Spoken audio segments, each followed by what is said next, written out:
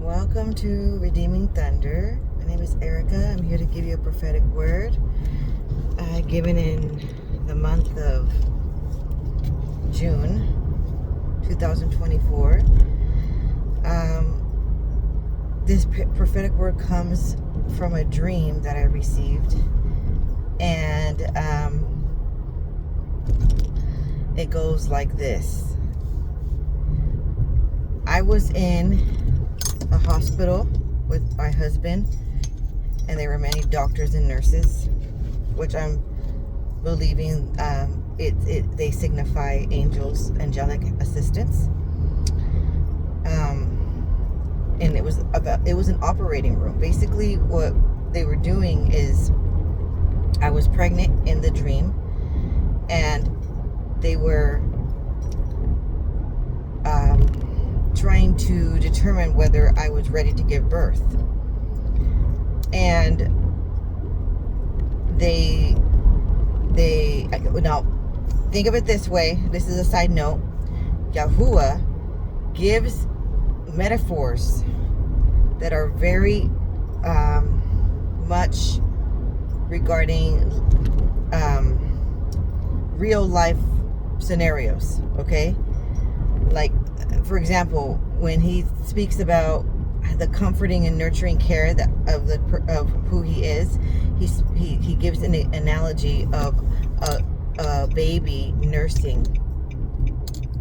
So when it talks about this dream has to do with birthing, okay?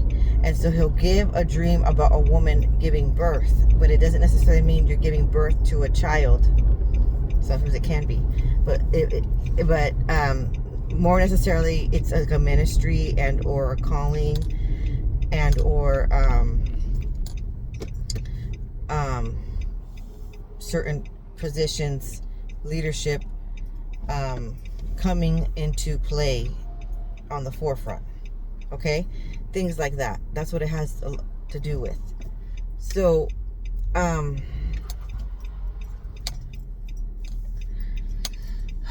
okay, so this is what happened. So I'm giving you that example. So there I am, and they're like, yes, you are ready to give birth. So that's when I woke up from the dream, I realized that we have been in prophetic word where Queen Esther's are on the rise, and they have been hidden for some time, okay? There are many that Yahuwah is rising up, and that's in a different prophetic video that I will give. But for this dream,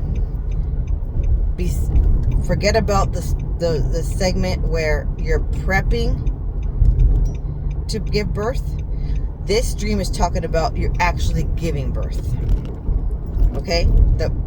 She is giving notice that it's like the 9 months of carrying the baby, or however many years it took to prepare for that certain ministry, that certain calling, however many years, it's reached its point, it's reached its final level, and now birthing is now. You're birthing the promise, you're birthing the calling now, okay? That's why we're in the operating room. So that was going on.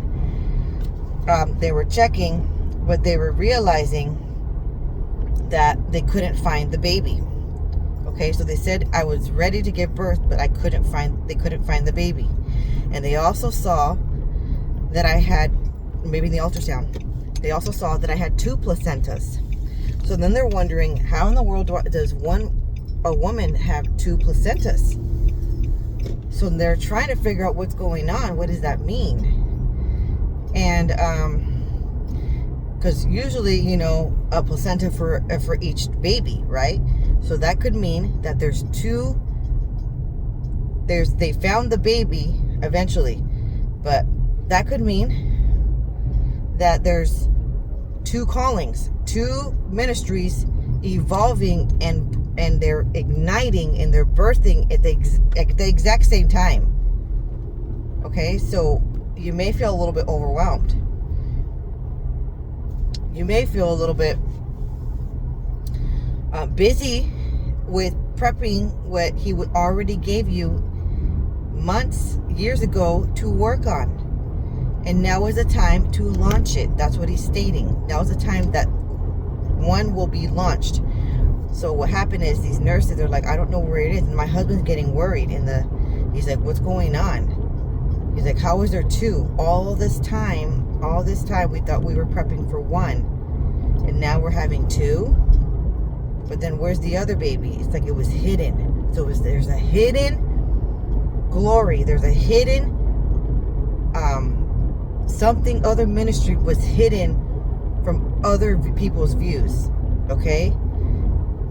Because it was that special.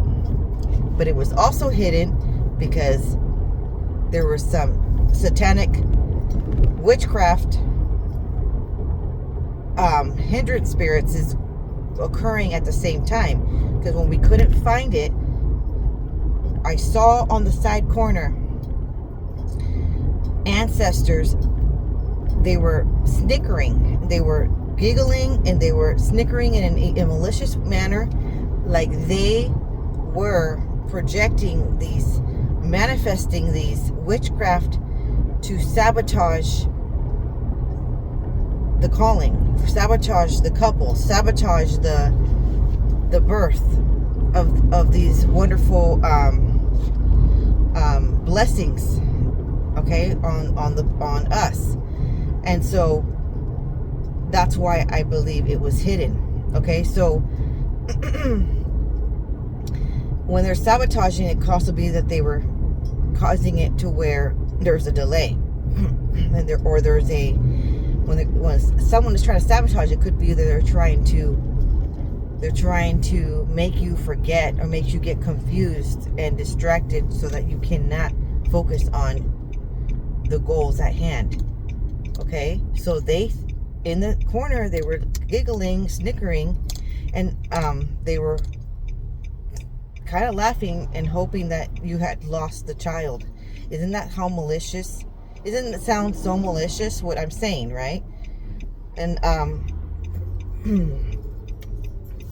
you have to be careful not to be bitter when people are praying for your demise and praying for your failure and stuff like that. You give it to Yahuwah, you forgive them because he asked us to forgive our enemies so you can be free, and then you let him take a hold. So in this prophetic word is he is turning it around and setting traps for the enemies. Okay? So what happened is the nurses and my husband and the doctor went, all of a sudden the wall inside of the operating room, it was not there anymore, and it was about like a river or a stream there. And these nurses, this is why I think that they're angels, because these nurses and this doctor and my husband, they ran in the stream, and they started looking for the baby, and they started a little bit worried that they couldn't find it at first.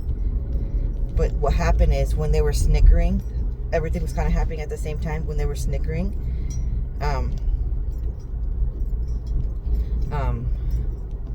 they noticed that the umbilical cord was cut, and that's why the placenta and the baby were detached.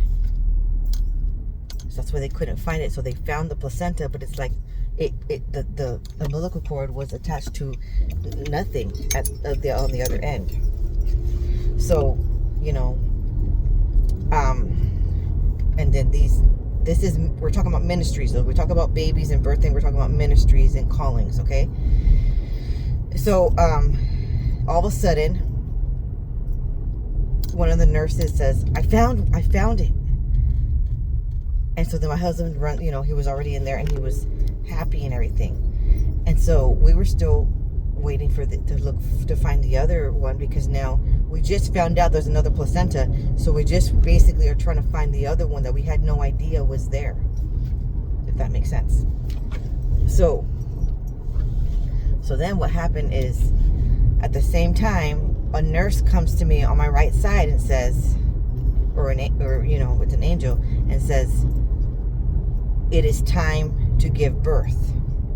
So, okay, so that one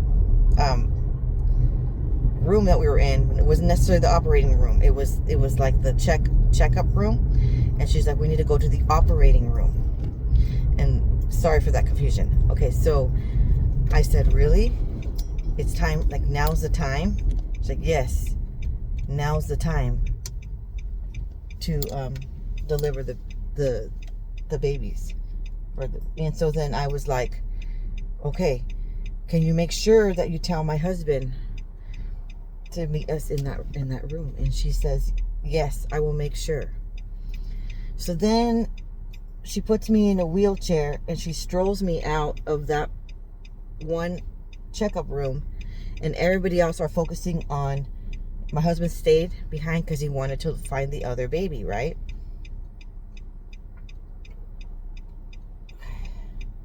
Sorry. So then what happened was, she's strolling me out, and we exit the room, and we go around the corner to the left, and then as we're turning to the right, she lets go of the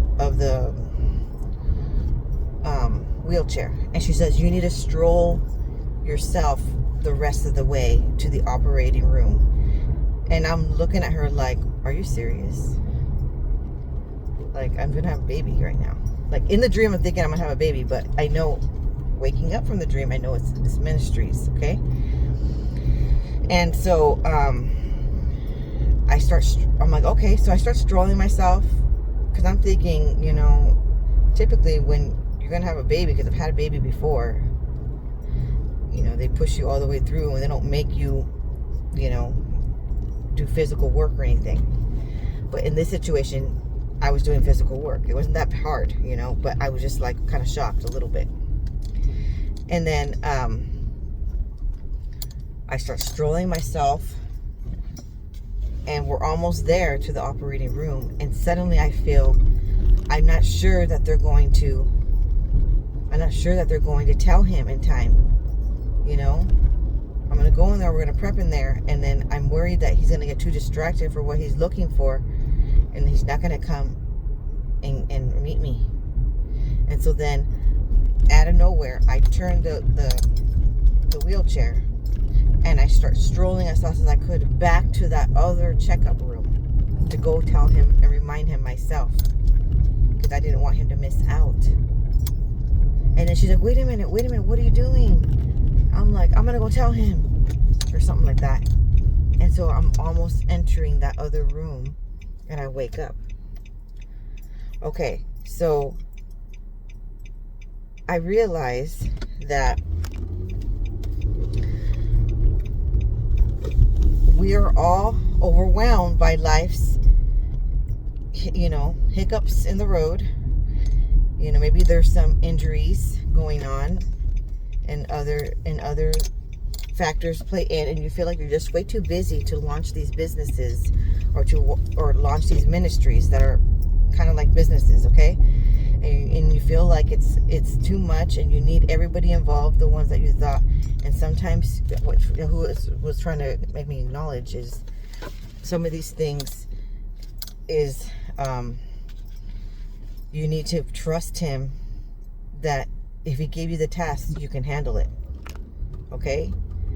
And then you have this angelic helping, and everybody's doing their part. But sometimes we get ahead of ourselves, and we live on our own anxieties instead of focusing and trusting and having faith and moving forward with the plans that he has stated. Let the jobs that he gave to others, the assignments, let them work on those, and you stay focused. That's what I learned in this dream.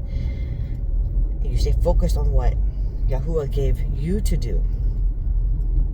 Don't backtrack.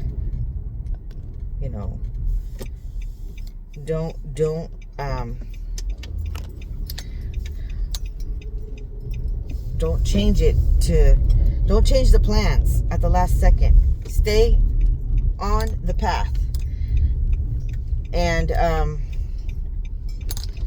regarding the snickering ancestors, there's times where we feel that our own family should be the ones to back us up and protect and guide and support and be there for us.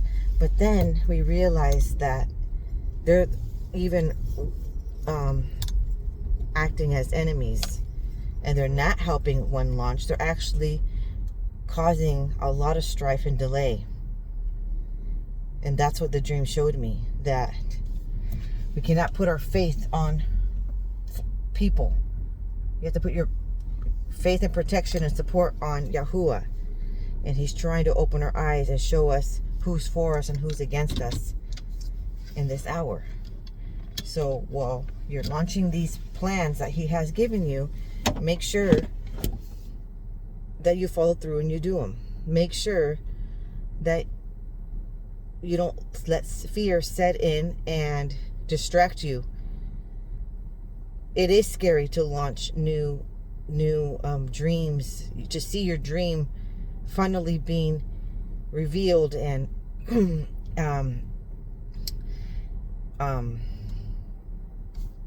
just flowing in abundance when you had been in this lifestyle of struggling for such a long time. In this hour, he's going to show you who is for you and who is against you. In this hour, he's going to be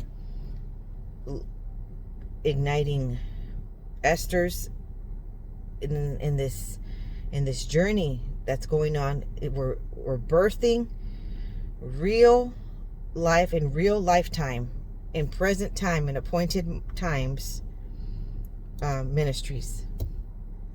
So I hope you enjoyed it, this prophetic word and this warning and prompting. Stay focused, and don't forget to subscribe and to pass along the message for those that need to hear it. Sabah.